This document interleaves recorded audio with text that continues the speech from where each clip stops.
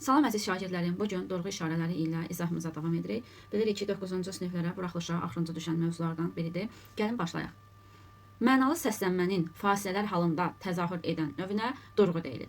Dilçiliyin durğu işarələrindən bəhs edən bölməsi punktuasiya adlanır. Punktuasiya latınca punktum sözündən olub, nöqtə deməkdir. Azərbaycan dilində durğu işarələrinin işlədilməsi ideyasına ilk dəfə kim verib? Mirzə Fətəli Axundov irəli sürmüş olur, işarələr təklif eləmişdir.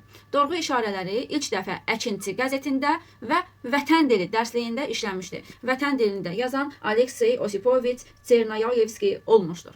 Baxın, indi ümumiləşdirək yenə. Nə dedik? Dedik ki, dilçiliyin durğu işarələrindən bəhs edən bölməsi punktuasiya adlanır. Punktuasiya latınca punktum sözündən olub, nöqtə deməkdir. Azərbaycan dilində durğu işarələrinin işlədilməsi ideyasını ilk dəfə Mirzə Fətəli Axundov irəli sürmüşdür və durğu işarələri ilk dəfə Əkinçi qəzetində və Vətən dili dərsliyində işlənmişdir. Durğu işarələri iki funksiya yerinə yetirir. Biri olacaq ayrıca durğu işarələri, biri də olacaq fərqləndirici durğu işarələri. Bax, bunları yadımızda saxla. Birinci oldu ayrıca durğu işarələri, ikinci isə oldu fərqləndirici durğu işarələri. İndi baxaq görə bunlara nələr aiddir. Ayrıca durğu işarələrinə nöqtə, vergül, nöqtəli vergül, qoşa nöqtə, sual, nida, 3 nöqtə. Bunlar ayrıca durğu işarələrə aid olmuş olacaq. Bəs fərqləndirici durğu işarələrinə nələr aiddir? 2 tiri, 2 vergül, mötərizələr, dırnaqlar. Baxın, fərqləndiriciləri əzbərləyirsiniz, yerdə qalanlar da qalır. Ayrıca durğu işarələrinə. Fərqləndirici durğu işarələri hansılardır? Bax, 2 ilə yadımızda saxlayırıq. 2 tiri, 2 vergül, mötərizələr və dırnaqlar.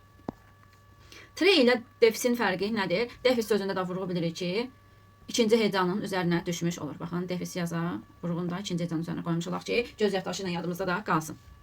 Tire durğu işarəsi olduğu halda defis durğu işarəsi deyil. Tire həcmdə defisdən daha böyükdür.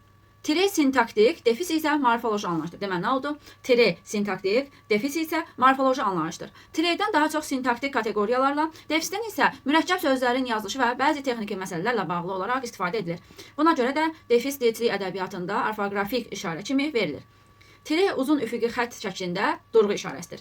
Morze əlifbasında da tiredən istifadə olunur. Harda? Morze əlifbasında tiredən istifadə olunur. Dialoqda hər adamın danışığı yeni sətirdən verilir və ondan əvvəl tire işarəsi qoyulur. Məsələn, səncə bu gövdəli, qollu, qanadlı palıd nəyə görə yerə yıxılıbdır? Yəqin ki, bu gecə güclənən küləyə görə. Gördüyümüz kimi dialoqdur və bildiyimiz kimi dialoqda hər adamın danışığı yeni sətirdən verilmiş olur və ondan əvvəl də gördüyümüz kimi tire işarəsindən istifadə olunur. Təyin olunandan sonra gələndə.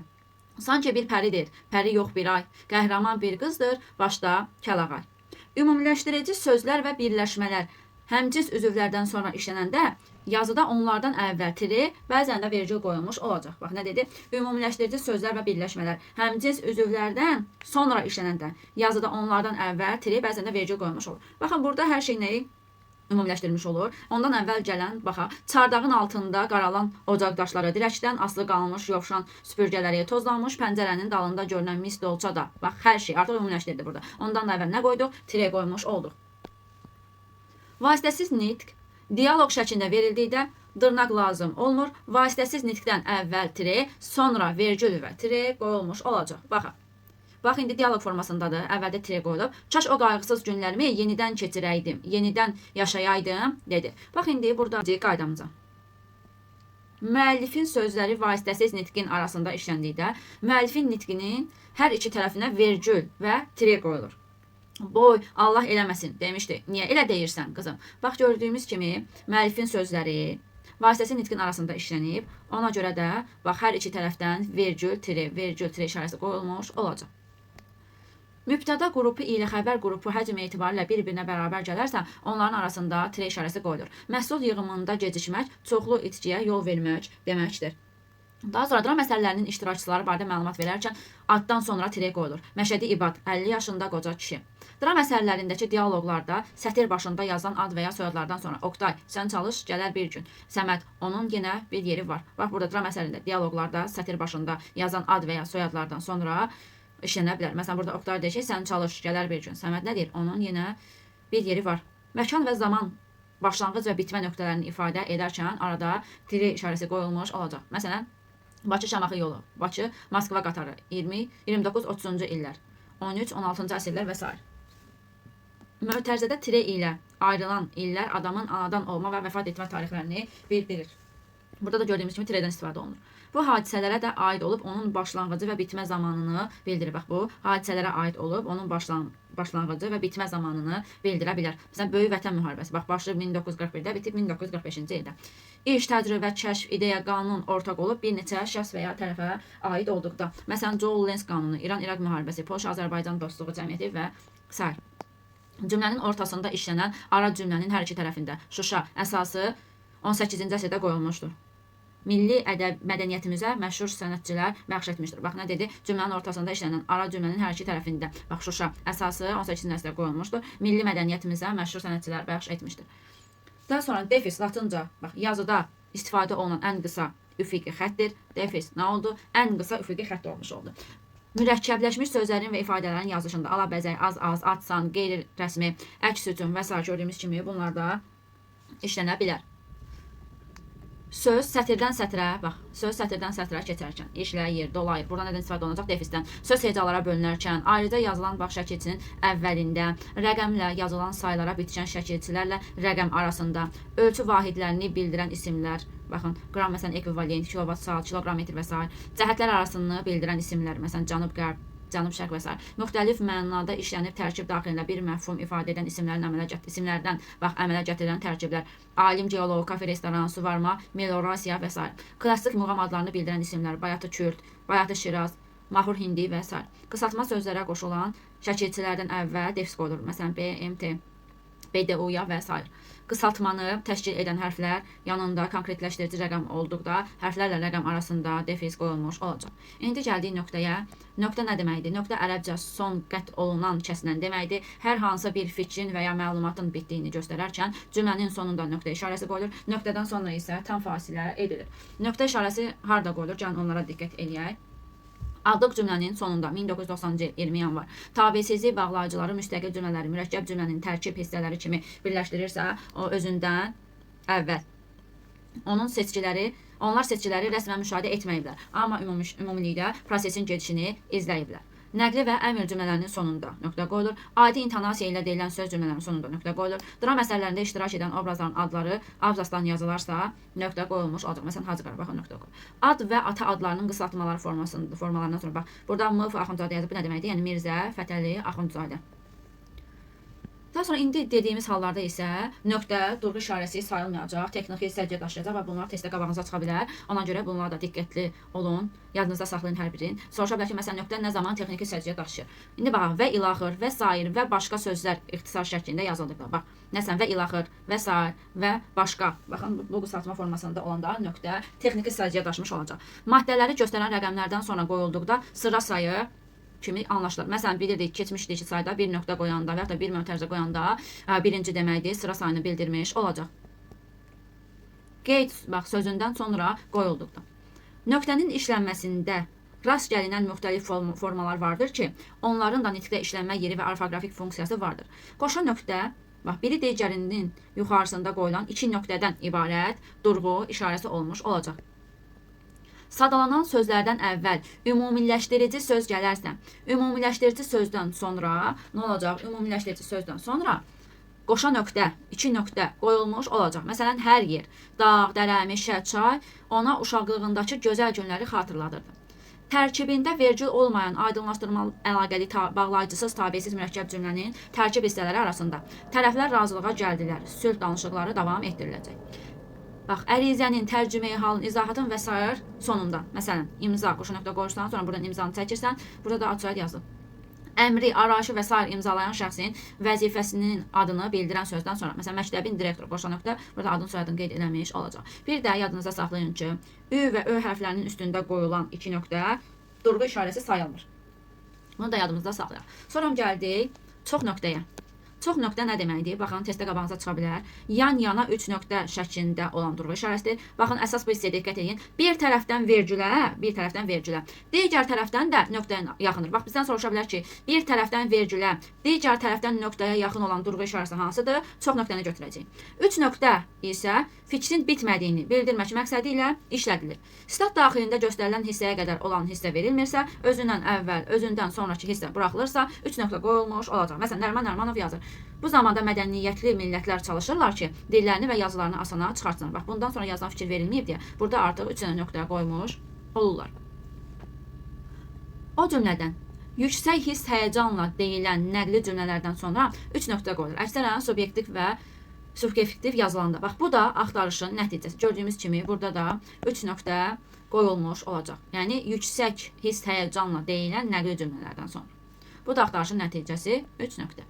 Bir sıra həmcins üzvlər sadalanarkən, lakin sonda da vəsair və ilaxır işlədilmədikdə, son sözlərdən sonra 3 nöqtə qoyulur. Məsələn, indi qələmin gücü daha da artıb. Onun əlində maşınlar, radiolar, kinolar, işıqlar, rənglər, binalar, 3 nöqtə. Bu da belə. İndi gəldik vergül haqqında məlumatlara. Vergül fransız söz olub, semantik mənası qol-budaq hissə deməkdir. Vergül rəngarəng məqamlarda özünü göstərən və cümlə sərhədi ilə bağlı olmayan durğu işarəsidir. Cümlənin həmcins üzvləri arasında işlənir. Məsələn, dağlar, dərələr, düzlər, pambıq kimi qarla örtülmüşdür. Daha sonra və birləşdirmə bağlayıcısından başqa qalan bağlayıcıların iştirakı ilə qurulan tabesiz mürəkkəb cümlənin tərkib hissələri arasında vergül qoyulur. Məsələn, qonaq getmək istədi, amma ona ana buraxmadı. Birdən-birə göy guruldadı, hətta ildırım çaxdı. Nə işıq yanırdı, nə də su gəlirdi. Gah yağış yağırdı, gah da gün çıxırdı. Bağlayıcısız tabesiz mürəkkəb cümlənin tərkib hissələri bir-biri ilə yalnız sadalama intonasiyası ilə bağlanır və onların arasında vergül qoyulmuş olacaq. Yağış yağır, rəqs edəyir, gör, damcılar. Aydınlaşdırma əlaqəli tabesiz mürəkkəb cümlənin tərkib hissələri arasında 2 nöqtə qoyulur. Tərkib hissələrinin birində vergül olduqda, ümumi ilə aydınlaşdırıcı hissənin arasında nöqtəli vergül də qoyula bilər. Yəni, baxın, gözəl bir yay günü idi. Burada nöqtəli vergül qoyub. Niyə görə? Bax, ondan sonra gördüyümüz kimi 2 dənə cümlə var. Çəmənlər yaşıl donu geyinmiş, ağaclar çiçək açmışdı. Ona görə burada qoşa nöqtə yox, nöqtəli vergül qoyulmuş olacaq. Tərəfləri müstəqil olub, daxilində həmcins üzv iştirak edən bağlayıcısız tabesiz mürəkkəb cümlələrin tərkib hissələri arasında nöqtəli vergül qoyulur. Belə cümlələr çox geniş olur və hər hansı durğu işarəsindən biri işlədilir. 3 il, ya bəlkə 4 ildir, yaxşı yadımda deyil. Bizim Baxşalı bəy gedirdi Gəncəyə. Apardım vağzala, bileti aldım və yola saldım. İki tabelilik bağlayıcısı işlənən müxtəlif növlü tabeli mürəkkəb cümlələrdə mürəkkəb cümlənin tərəflərini birləşdirən cümlələr arasında ki bağlayıcısından sonra vergül qoyulmuş olacaq. Elə hadisələr olur ki, heç vaxt yaddan çıxmır. Çünki bağlayıcısı işlənən mürəkkəb cümlədə ondan əvvəl vergül yazılır. Oğlan imtahan verməkdən qorxurdu, çünki elmdən çoxdan uzaqlaşmışdı. Sazə şərt şəkilçisi işlənən mürəkkəb cümlədə sağ birinci hissənin xəbərində gələrsə, ondan sonra vergül qoyulur. Əgər yıxılsan, balta çalan çox olar. Mürəkkəb cümlədə sağ plus da, sağ plus belə, hərçənd ki, düzdür, doğrusu düzdür, doğrudan sözləri varsa, həmin sözlərdən sonra, amma ancaq bağlayıcısından əvvəl isə əvvəl vergül qoyulur. Bax, hərçənd ki, bir yerdə işləyirdilər, amma bax, amma ancaqdan nə dedi? Əvvəl. Gördüyüm kimi, amma ancaqdan əvvəl qoyuldu. Düzü, 20% torpaqlarımız düşmən altındadır, bax. Ancaqdan əvvəl vergül qoyulur. Ancaq torpaqların geri alınacağına şübhə etmirik. Xüsusiləşmiş üzvlərdə durğu işarələri. Cümlədə məna və intonasiya cəhətdən fərqləndirilən üzvlərə xüsusiləşmiş üzvlər deyilir. Nə dedi? Məna və intonasiya cəhətdən fərqləndirilən üzvlərə xüsusiləşmiş üzvlər deyildi. Tamamlıqlar, bax, başqa, qeyri, özgə, savayı, əlavə, əvəzinə və sair qoşmaların köməyi ilə xüsusiləşmiş oldu. Tamamlıq nə ilə xüsusiləşdi? Başqa, qeyri, özgə, savayı, əlavə, əvəzinə. Bax, neçə dənədir? 1, 2, 3, 4, 5, 6. Bunlar yadımızda saxlayaq. Hansılar oldu? Başqa, qeyri, özgə, savayı, əlavə qoşmaların köməyi ilə xüsusiləşir. Quşların səsindən başqa bir səs eşidilmirdi. Burada xüsusiləşmə deyə, bax, burada vergül qoymuş olacaq. Zərfliklər fərqli olaraq, baxmayaraq, halda, kimi, əlaqədar olaraq sözlərinin köməyi ilə xüsusiləşir. Yəni, bu zaman həmin sözlərdən sonra vergül qoymuş olacaq. Səhər yorğun və ac olduğumuza baxmayaraq, körpünü tişdik. Dəqiqləşdirici xüsusiləşmiş üzvlər bu və ya digər bir üzvə aid olur. Bax, dəqiqləşdirici xüsusiləşmiş üzvlər bu və ya digər bir üzvə aid olur. Onun mənasını konkretləşdirir. Xüsusən, xüsusilə, o cümlədən, hətta sözlərin köməyi ilə formalaşan dəqiqləşdirici xüsusiləşmiş üzvdən əvvəl vergül yazılır. Bütün siniflər, xüsusən 10-cular yaxşı nəticə əldə etdilər. Əvəzliklərdə vergül. Mübtəda vəzifəsində işlədilən oba əvəzliklərindən sonra isim, sifət, say, fe'li sifət, zərf nitq hissələri ilə ifadə olunan cümlə üzvü gələndə vergül qoyulur. O və bu əvəzliklərindən sonra modal söz gələrsə, hər iki tərəfdən vergül qoyulur. O, əlbəttə sənə inanır. Bu, təəssüf ki, babamdan qalan son yadigardır. O, bu əvəzlikləri cümlədə təyin vəzifəsində işlənərkən heç vaxt onlardan sonra vergül qoymaq olmaz. OB əvəzlikləri mübtəda vəzifəsində işlənərkən özündən sonra əvəzli fe'l və köməkçi nitq hissələri, fe'l, sifət, modal sözlərdən başqa-bax, gələrsə vergül qoyulmaz. O getdi. Bu həm də tələbədir. Ədatlarda vergül necə işlənir? Bəli, xeyr, hə ədatları cümlənin əvvəlində gələndə özündən sonra, ortada gələndə hər iki tərəfdən, sonda gələndə isə özündən əvvəl vergül qoyulur. Bu ədatlar söz cümlə kimi işləndikdə intonasiyadan asılı olaraq özündən sonra nöqtə və ya nida qoyulur. Görürəm, bəli. İşlərin yaxşı gedir. Bu belədir. Bəli, xeyr, getmirəm. Ne gəldik mötərizə haqqında qeydlərimizə. 2. Yarımdairəvi xəttdən ibarət qoşa durğu işarəsidir. Əsasən, baxın, burada qeyd olunur 5 məqsəd, bunlar üzrə istifadə olunur. Əsas fikri tamamlayan sözləri, birləşmələri, cümlələri nəzərdə çatdırmaq istəyəndə Qarabağ, məsələn, Ağam klubu qalib gəldi. Dramatik əsərlərdə remarkalara fərqləndirmək üçün Sadə xanım, bax, burada mötərizə verib daxil oldu. Gülbahar, nə olub? Statlarda stat müəllifin adı, soyadı, statın götürüldüyü mənbənin adı, əsərin nəşr olunma ili və s. mötərizədə verilir. Baxın, burada Firuz Mustafa, teatr meydanı, səhifəsinin sayı, il, şəhər verildi. Müəyyən şəxsin anadan olduğu, vəfat etdiyi il, əsərin nəşri tarixi mötərizədə verilir. Məsələn, Cəmal Məmmədquluzadə 1869-1932, bax, kiçik hekayənin böyük ustadıdır. Şəxs əşya haqqında əlavə məlumat vermək istəyəndə rübai, yəni dörlü klassik janrlardan ibarətdir. Sonra gələn nida haqqında fikirlərimizi deyək. Nida cümlələrin sonunda qoyulur. Qalx, qalx, qalx, düşkün dünya. Əsasən nida haqqında yadımızda saxlayırıq ki, nida cümlələrinin sonunda qoyulur. Nida cümləsi haqqında da ətraflı məlumat vermişəm. Video izahlarımızdan baxa bilərsiniz. Sual cümlələrinin bax sonunda qoyulur. Sən onu tanıyırsan, o tələbədir və s. Dırnaqlar nə zaman qoyulur, ona da baxaq. Vasitəsiz nitq müxtəlif təhcə, müəllif təhcəsi ilə verildikdə, bax, vasitəsiz nitq müəllif təhcəsi ilə verildikdə dırnaqlar arasında verilir. Məsələn, Loğman dedi, müəllif, həyatın şirin olur hər anı, bu da vasitəsiz nitq. Məni görəndə gülümsünür müəllif, necəsə balaca hazırlaş, bu da vasitəsiz nitq olmuş olacaq deyib, yanından keçib də yenə müəllifin sözü olmuş olacaq. Statlar da dırnaqlar arasında verilir. Peyğəmbərimiz buyurmuşdur, 5 işdən qəbrədək elm öyrənin. Mürəkkəb adların tərkibində abituriyent jurnalı, mehman povesti, Boğ restoranı və s. Nöqtəli vergül nə vaxt qoyulur? Bir nöqtə ilə onun altında qoyulan vergüldən, bax, nöqtəli vergül. Nöqtə isə vergül, bax, nöqtə ilə vergül arasında orta mövqe tutan, nöqtədən az, vergüldən çox fasilə tələb edən durğu işarəsidir. Bax, yadınızda saxlayın. Nöqtəli vergül haqqında nə dedik? Bir nöqtə ilə onun altından qoyulan vergüldən ibarətdir. Nöqtə ilə vergül arasında orta mövqe tutan, nöqtədən az, vergüldən çox fasilə tələb edən durğu işarəsidir. Baxın, qabağınıza çıxa bilər. Əsasən aşağıdakı hallarda istifadə olunur. Tabesiz mürəkkəb cümlənin tərkib hissələrini birində, bax, sadalanan cümlələr olduqda daha geniş fasilə olan tərkib hissələr arasında. Məsələn, bax, o yollara baxdı. Nöqtəli vergül yolda heç nə görünmürdü, ətraf qaranlıq idi. Sadə cümlənin həmciz üzvləri qrup-qrup sadalandıqda mübtəda, xəbər, baş üzvlər, tamamlıq, təyin, zərfli, ikinci dərəcəli üzvlərdir. Bəli, durğu işarələrinin də izahı bu qədər. 9-cu sinif şagirdlərimlə mövzuları artıq bitirmiş oldu. Təkrara inşallah başlayacağıq. Bugünkü izahımız bu qədər. Yenə sizə nə qaranlıq qaldısa, onu qeyd edə bilərsiniz şərh bölməsində. Sağ olun.